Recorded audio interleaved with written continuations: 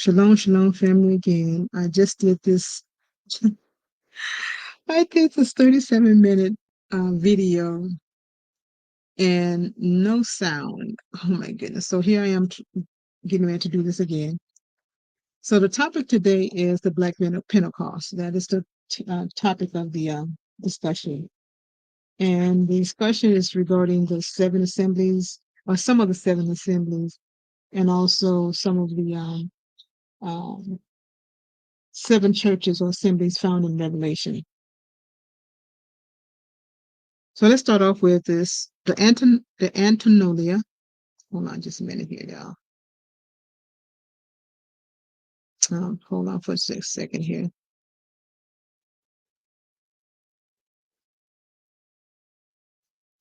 The Antonolia or Anatolia, Haiti, Pelgia were ancient Black civilization,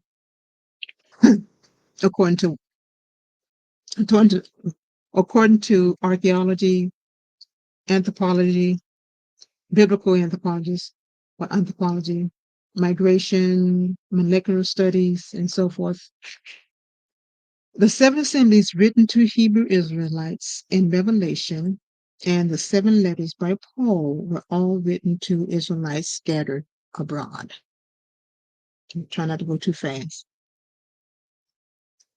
Ephesus of the seven assembly. To the right, you have the seven sleepers of Ephesus. This is part of the Russia icon. We were also scattered into Asia Minor. According to Herodias, Ephesus, it says Herodias was an eyewitness as to what the Ephesians looked like. In one of his 9 books called Cleo Book 1, Herodias writes about the Pelagi, the ancient Greek Pelagic people, being Black Greeks.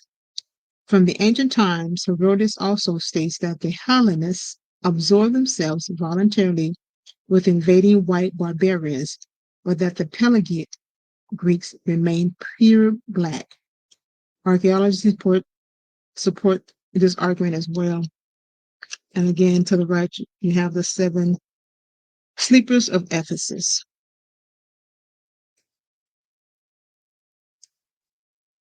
Anatolia, Haiti, Pelgia were ancient Black civilization. And this is coming from a anthropologist by the name of Alice C. Lindsay. It says, notes, this material from Alice C. Lindsay, a Bible anthropologist based on archaeology, migration, molecular DNA, climate change, and linguistics. First point, it says the rulers of the archive world was apparently related and dispersed across a vast region and that extended from Central Africa to Mesopotamia, Crete, and Anatolia. These rulers are called the mighty men of old, Genesis 6:4. They are described as heroes and men of renown. They constructed temples, places, fortified shrine cities, high places. Point 2, and the mighty men of old were a caste of rulers who spread across the ancient Afro-Asiatic dominion, establishing kingdoms for themselves. They were served by royal warriors, priests, and sages. In ancient texts, the ruler priest caste is known Iparu or Haburu or Hebrew. From the Akkadians word Abru, meaning priest, and the Akkadians were the ancient Ethiopians. And they also said that the Akkadian had Hebrew culture, that most of their culture was based on Hebraism. Third point, archaeogenetics have shown conclusively that a vast dispersion of Proto-Saharan people dominated the archive world. Their range extended from Benue through in Lake Chad to the Nile Valley, the Indus Valley, and southern Europe during the African Aquilitic period. I have termed this the Afro-Asiatic Dominion because the languages spoken by these people would be classified in the Afro-Asiatic language family. Next slide. So here she has a slide with the Anatolia, Anatolia, I'm sorry, and Haiti or Haiti. So this is the area of Levant. So this is the area she's speaking of, Afro-Asiatic. Oh, must be a really old map. Anyways, next slide. You can go back and you all can view this if you want once it's posted. An anthropologist's book, Genesis 11.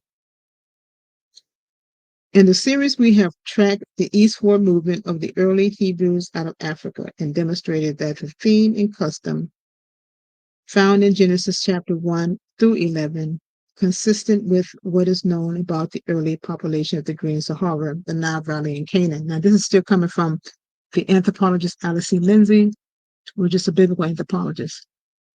Point 2, Genesis 11:2 states that some of Abraham's ancestors migrated from the east to the Tigris-Euphrates basin. Clearly, the early Hebrews were widely dispersed before Abraham time. However, we first meet Abraham in Mesopotamia because that is where his Cushite ancestors, Nimrod, established his kingdom.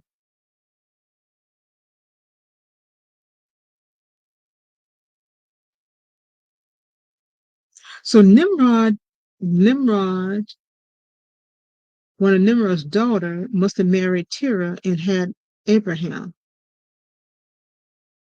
But it's like she's going to show a chart. I was trying to figure that chart out. But anyways, third point says chapter 11 provides a transition to the subsequent focus on Abraham, the Hebrew who left Mesopotamia for the land of Canaan. He came from the east and eventually established himself in a territory that extended between Hebron to Beersheba.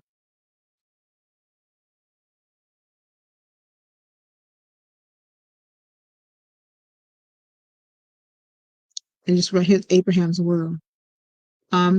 Fourth point, Genesis 11:10 through 32 provides a list of some of the Hebrew rulers, priests who descended from both Shem and Ham. That's the next chart she's going to show. Though only Shem is mentioned in Genesis 11:10, the lines of Ham and Shem intermarried, as did the ancestral lines of Cain and Seth. Though Ashur is not named in Genesis 11, he is listed as a son of Shem in Genesis 10:21. The diagram, which I want to show you next, show how Abraham is descendant of both Ham and Shem. Here's the diagram she's speaking of. Genesis 11:10 through 32 provides a list of some of the Hebrews ruler priests who descended from Shem and Ham. Though only Shem is mentioned in Genesis 11:10, the line of Ham and Shem intermarry as their ancestral line of Canaan. Though Ashur is not named in Genesis 11, he is listed as a son of Shem in Genesis 10:21. The diagram shows how Abraham is a descendant of both Ham and Shem. So you want to go back and look at the diagram. It shows Ham, Cush, Nimrod, and Shem, Ashur, and then daughter of Ashur. I wonder if Abraham, father Terah, married Nimrod's daughter, and that's how he became Shemite and Hamite. Because it has Peleg, Joktan, Sheba, Ru, Sharu, Nahor was the father of Terah, Terah was the father of Abraham. So I wonder if between these Terah, well, it could have been Nahor too. But I think Terah's wife must have been Hamitic, because he was Shemitic, Terah was Shemitic, the father of Abraham. Next slide. Now here we have Smyrna of the 7 assemblies. Now Smyrna,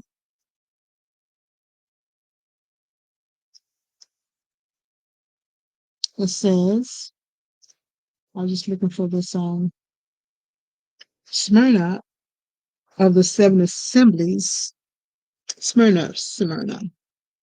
If you remember the history of Smyrna, you will know that Smyrna was part of the Black Lydian Empire. Further to strengthen the position that Smyrna was a black city, here's a picture of a black priest, Polycarp, who was from Smyrna and who was undoubtedly a man of color, or what they call a black man today, melanated. So we're just melanated people. They put that black people, there's no such thing as a black. I would rather be called Negro. You know why? Because at least I can say that they took me from Negro land. Where's a black land? And Negro land is located in West Africa, where they were migrated, or not migrated, but actually fled into West Africa during after 70 AD. So I would rather be called a Negro, because at least I can go on the map, an old map, and say, look, this is where I'm from, Negro land. Where's black? You can't find nowhere black. I digress. Next, okay, it says Pergamos of the assemblies. Now, y'all check this out. I swear. It says Pergamos of the assembly. If you look at the top first point, Pergamos. Second point, king of Pergamos, to the top left. So from the top to the left, look at the brother nose, how they just broke it off. Just broke that big nose off. Then you have Carolius Attalus, bottom right. And this is Carolius Attalus. Then the fourth point, Roman bust of Emperor Lucius, versus to the top right here. This is Roman bust of the Emperor Lucius, versus to the top right hand corner. And its nose is also broken off. And we know that they mixed in with the nation that they fled into, or migrated, or was carried to. The last kingdom of Pergamon, King Philitorius, bottom left, and that's the coin. So you had Israel in these places, and they were kings, they were emperors, they were high positions. And they're probably ruling over Shemites and Hamites.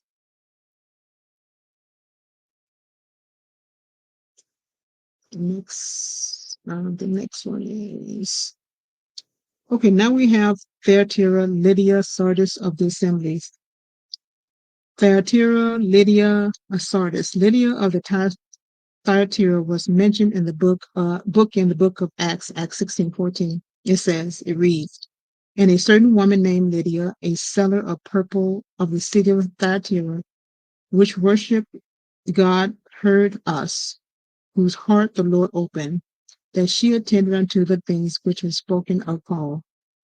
Thyatira was part of the Lydian Empire, and the Lydian Sardis Ionians were like people like this image of Lydia of Thyatira mentioned in the book of Acts above. So we know we came in all kind of shades.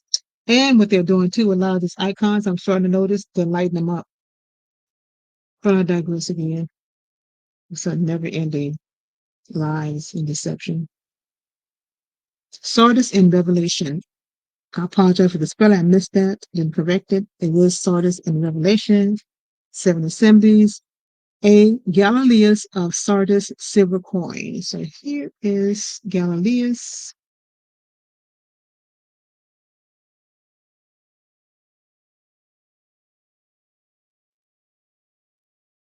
And then you have the Lydia map, Asia Minor, where Paul traveled. And at the bottom, you have the ancient Greek coins. But I want to read something on a little further thing on Sardis. Oh, I should have had that ready. So let me get that right quick.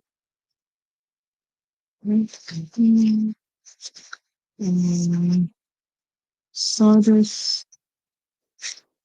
Okay, I think I can find it, but I want to read some things on Sardis. Emphasis, Smyrna, Pergamos, Sardis. So Sardis, Galileus of Sardis, it's the coin. It says a wild wind coin, and IMH Hus LS21 coin, carbonated to 70 AD. So it said this coin goes all the way back to 70 AD.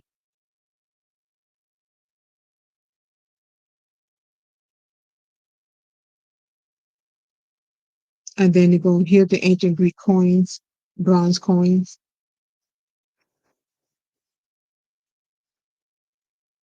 And again, the map where Paul went to seek out the 7 assemblies, which were scattered Israelites, not of the other nations. They weren't Christian, they weren't that looking for. It was scattered Israelites. Letters to the assemblies. It says the letter to the black churches, Colossae, Roman, and Thessalonian, image of Apostle Onesimus, dated to 1000 AD, mentioned in the book of Colossians 4:9 and Philippians chapter 10. Colossae was in the ancient city of Phrygia. The black pilgrims showed up on the day of Pentecost, and Colossians and were probably present at the Pentecost as well. Colossia, the Colossians or Colossae.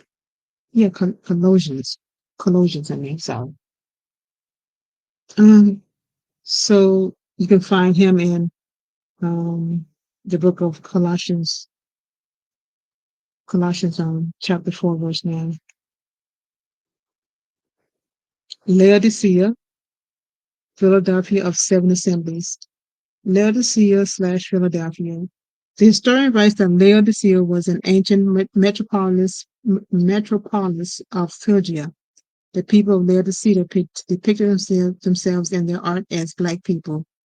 The Byzantine Emperor Michael VII Lucas, that's him up here. And these are the people of Phrygia.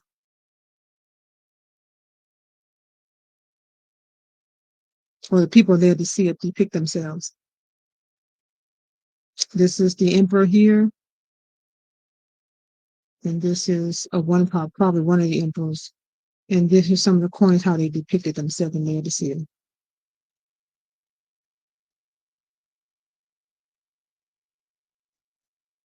Phrygia memorial coin of the legendary king Midas of Phrygia. Circa 800 BC, draped bust of King Midas wearing Phrygian cap right here. Look at this, the features of this man here. The beard, the cheekbones, the nose, and the lips. These are Negro features. Acts 2:10, Phrygia and for Pamphylia in Egypt and in the parts of Libya, and about Cyrene and strangers of Rome, Jews and proselytes. So they were also coming from that area on the day of Pentecost, and he was the king during the period of 800 BC. Clearly, a Negro features. Okay. Bronze statue of mother and nursing infant found at Horus Hill. It says the Hebrew priests of the archive world served at the Sun Temple built by the early kingdom builders known in Genesis as the mighty men of old. They served rulers in Egypt, Arabia, Canaan, and Mesopotamia, and Anatolia and southern Turkey. The Hebrews ruler priests were kin to the ruler priests of many people as they share common ancestors before Noah's time, 5000 to 450 BC. The term Hittite is related to the name Heth, a descendant of Noah. Hittite Empire, 2000 to 12,000 BC.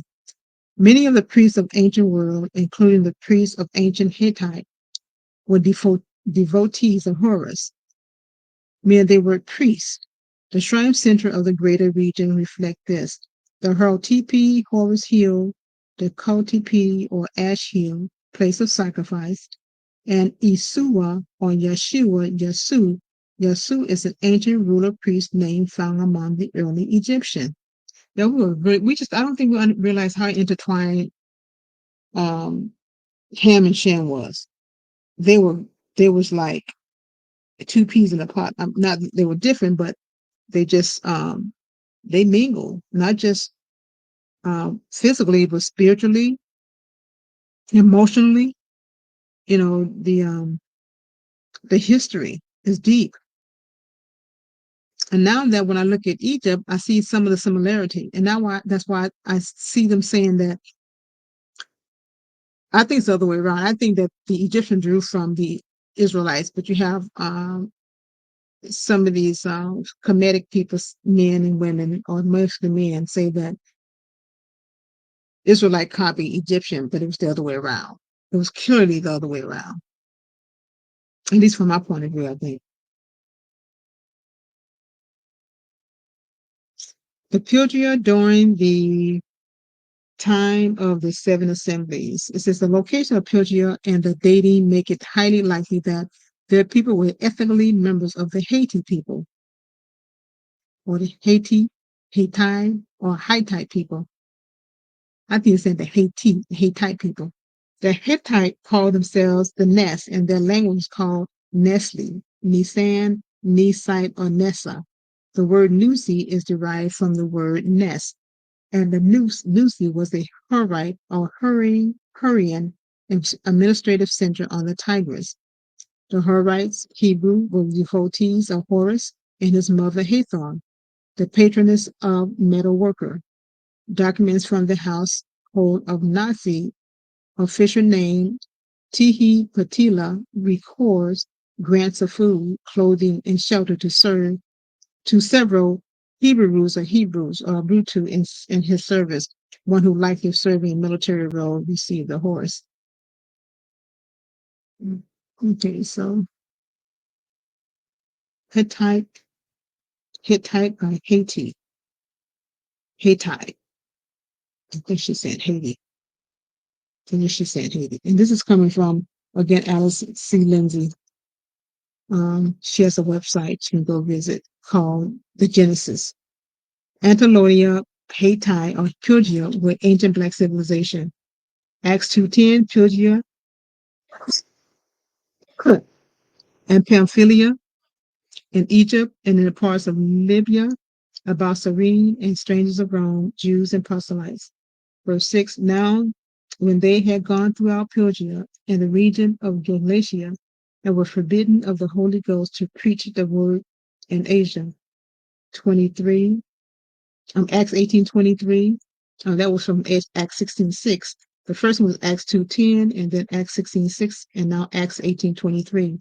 And after he had spent some time there, he departed and went over all the country of Galatia and Phrygia in order, strengthening all the disciples. Now I'm going to precept actually 18, precept Acts 18:23. I just read is Peter 1:1, an apostle of Jesus Christ to the strangers scattered throughout Pontus, Galatia, Cappadocia, Asia, and Bithynia, the elect according to the foreknowledge of God the Father through sanctification of the Spirit unto obedience and sprinkling of the blood of Jesus, or Yahshua Mashiach. Grace unto you and peace be multiplied.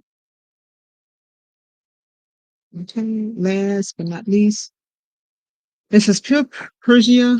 Their people were likely ethnically members of the Hittite people. Hittite people. I say Haiti. This green stone is believed to be a gift from the Egyptian king with whom the Hittites signed a treaty in 1258 BC among the early Nilotic and later Egyptian green Malachi was associated with Horus, whose animal totem was the falcon. The Book of the Dead speaks of how the deceased would become a falcon whose wings are of green stone. That's in chapter 77. It says the green stone. That's the Book of the Dead, I think. Is it Book of the Dead? No, that's not Book of the Dead. It's a chapter 77. Oh, the Book of the Dead speaks of how, yeah. The green stone may have symbolized the hope of resurrection.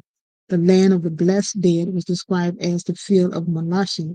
The ancient pyramid text speaks of Horus as the Lord of the green stone. Exodus 3:01.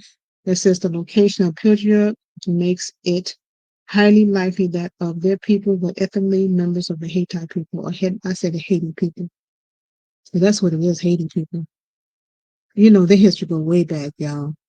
Congo too. They got so much deep history. But anyway, I hope you all enjoyed this little slide. And again, my slides are just to put information out there for you to do your own research or just for food for thought. I'm learning how to research and put stuff together so I can share with others.